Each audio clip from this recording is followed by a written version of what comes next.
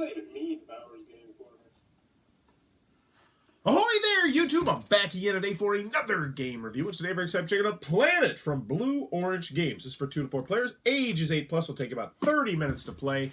And in Planet, you're going to be building your own planet. You're going to have this really massive, oversized D12, which is actually like a giant magnet. You're going to be sticking pieces to it, creating your own planet, trying to lure animals to your planet. Before we get into that, I do want to mention that this episode of Bowers Game Corner was sponsored by Justin, who wants to say check out twitch.tv/Animus Control for chill times and mediocre PC gameplay. I'll post that link down below. Be sure to check that out. But let's open up Planet and check this out. Alrighty then, we're taking a look at what's inside of Planet. So first and foremost, we're a handy dandy rule booklet. 2 pages, double-sided, full color, full of pictures, illustrations, examples. It is incredibly well done. They just knocked it out of the park with this rule book. Look at all these pictures. Look, they tell you exactly what to do. Huge, huge thumbs up on the rule booklet. You want to make a gateway game? This is how you make a rule booklet for a gateway game. So in Planet, what you're going to be doing is you're going to be taking this little D12 looking thing here, and you're going to be creating your own planet by drafting different parts of the planet to put on there. And they actually stay on there because they're magnetic, and they stay on there pretty stinking well. Now, why are you drafting these different parts to your planet? Well, because at the beginning of the game, you're going to get a secret objective card, which will tell you what your planet should focus on. Should it be green? Should it be desert? Should it be water? Should it be tundra? Should it be dirt? And you're going to get one of these, and at the end of the game, you're going to get points based on how many little triangles you have of that specific type of terrain. Also, it's going to tell you which of these cards you should really focus on a little bit more. Because here's the thing. This card right here, which asks you to have the largest desert area not touching ice, is going to get everyone 1 point at the end of the game, except for the person who happens to have the matching desert card. So if you have the desert persistent or the end game scoring card, you're going to get 2 points for all these desert cards as opposed to 1 point. And that's pretty much, it's very simple scoring in that aspect. So let's go ahead and go over the components, then we'll get into the gameplay. Now, the first thing I want to mention is that I do not have the full game set up right here. The full game actually looks something like this. I do not have room for that for camera purposes. But as you can see, you get to the point where you're going to have 3 cards down here as opposed to just 2 cards. And actually, there's supposed to be, there's 12 rounds, but the last 2 are going to be filled in a little bit later. And I'll show you how that works. So let's just get into the game. Everyone's going to get one of these cards. We got our game set up, quote unquote. And now the first player, which is the youngest player, is going to take 5 of these tiles, set them out, and starting with that person, they are going to draft. So let's take a look. Yeah, this seems like a no-brainer. I'll take this one because A, it's got a lot of the desert, 2 spots of the desert, and it's not touching ice, which is going to be good because this is coming up, and I know that I don't want to be touching ice. And so let's say we're playing a 3-player game. These other 2 ones get taken. People put them on their planet. And then these 2 are actually going to go, bam, to the back of the line all the way back here. And those are going to be 2 of the tiles that will be in the 11th round. Now, at this point, you would check to see if there's any cards underneath you. There's not. So you pass the first player token, and you do it again. That was the whole first round. Relatively simple. So now we're taking a look, and I'm getting myself some interesting choices. There's a lot of sand here, but I'm looking forward to this. I don't want this. So let's just say somebody else takes this. Maybe they really need tundra. Somebody else takes this. And I'm kind of a little bit shafted. I don't get to do exactly what I want. So I'll look at the other card. So this one's the largest desert spot that's near a brown. So that could be useful. I'll take this one right here. Now, the rules with placement go as such. There are no rules. I can place it wherever I would like. So, for instance, I will place this one right here, which means I will be fine because these are not touching the tundra. They have to be touching them directly. So that'd be just fine. We fast the first player token. These 2 would go here. And then we start getting into the cards, which is the real meat and potatoes of the game. So let's set these out. And, ooh, that one looks pretty nice. I might go ahead and snatch up. Let's see, I'm going to need green next to ice. I kind of screwed myself on that one a little bit, but hey, whatever. We'll do this one right here. So that's what we're going with right here, and then we'll look at the scoring. So we would look at everyone's planet, and how it works is for this particular card, you have to have the largest desert, which in my case would be 1, 2, 3 triangles, not touching tundra, which this one is not, and I would probably have the most, which means I would get this card, I'd put it in front of me, and now this is in my scoring pile.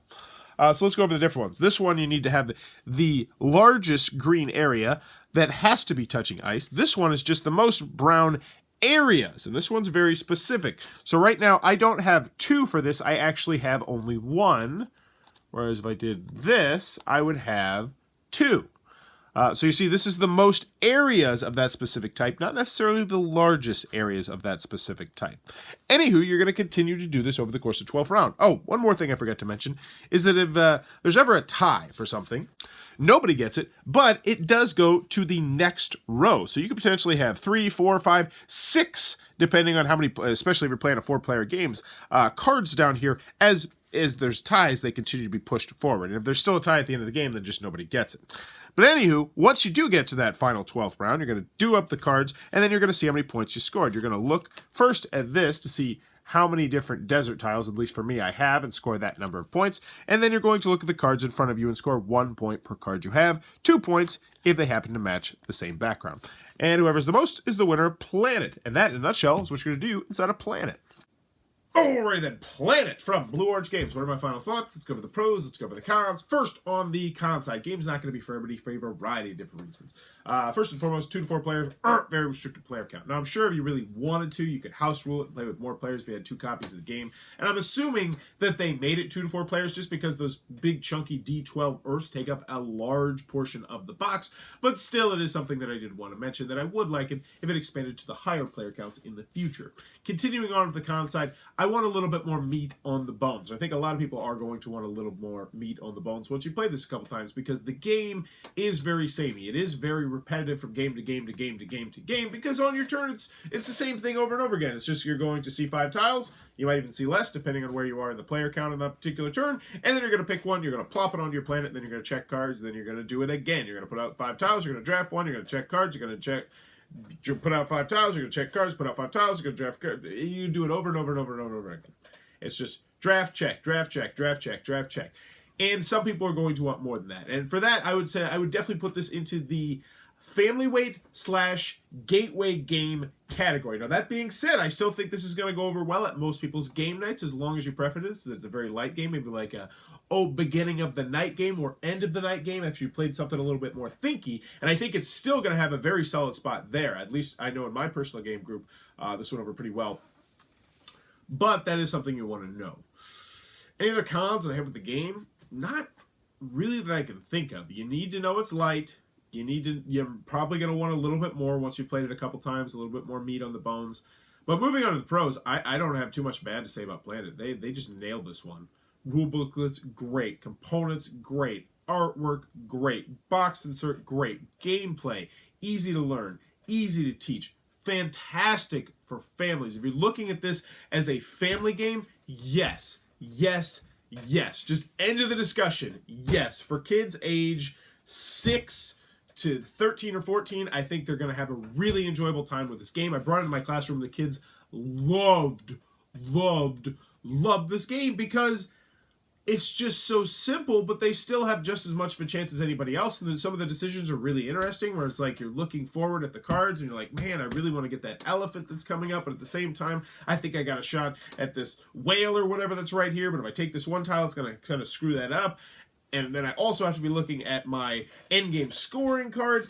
There's just enough going on to keep kids just absolutely fascinated with the game, but adults really interested with the game. And it does go by just absolutely lightning fast once you know what you're doing, because it's such a simple game and the gameplay mechanisms are just so streamlined. There's no extra clutter in this game right now.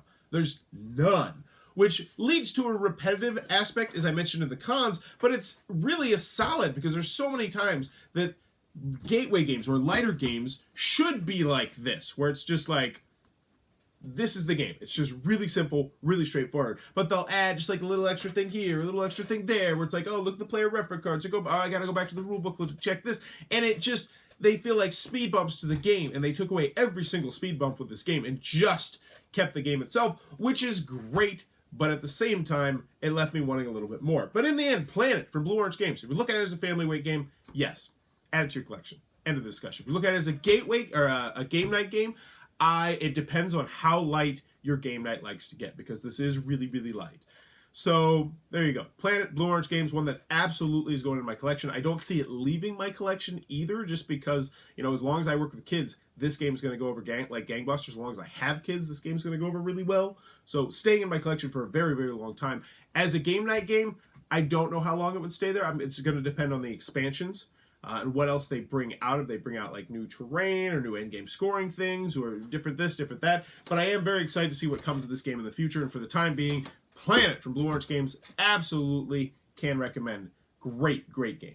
If you enjoy what I'm doing, please be sure to click on that subscribe button down below. Click on the little Amazon Associates link down below if you want to help support the channel as well. Throws a couple of pennies my way every time you buy something on Amazon. And in the comments below, let me know, what is your favorite social deduction game of all time? All time, all time. So it used to be Werewolf for me. Werewolf was my big baby. That's not an expression people say. But now it's Blood on the Clock Tower, which actually might be my favorite game of all time after the chance. I had the chance to play it 5 or 6 times over the course of the weekend at Origins, and it really just absolutely blew me away. So, yeah. But let me know in the comments below, what is your favorite social deduction game? As always, thanks for your time, YouTube.